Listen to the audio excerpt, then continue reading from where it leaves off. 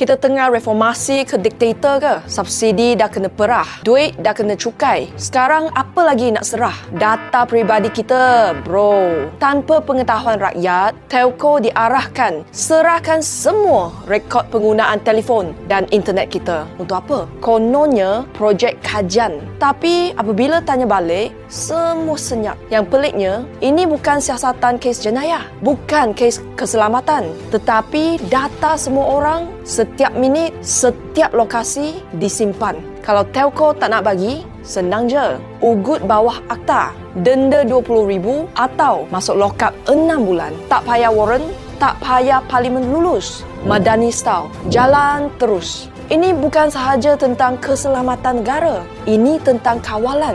Bila kerajaan mula intip semua orang atas nama data, atas nama keselamatan negara, itu bukan reformasi. Itu reformasi jadi diktator. Hari ini, mereka tahu kita kat mana. Esok, mereka tahu kita cakap apa. Lusa, mereka tentukan apa yang kita boleh cakap. Itu bukan masa depan. Itu mimpi ngeri. Adakah rakyat penjenayah? Privasi bukan hadiah dari kerajaan. Ianya hak rakyat dan sekarang ia sedang dicuri senyap-senyap. Suara kita bukan untuk dibisukan. Data kita bukan milik mereka. Tag kawan-kawan, suarakan bantahan. Kalau kita diam hari ini, esok tiada lagi apa yang namanya privacy. Repost, share kerana saya yakin kerajaan akan take down posting ni dalam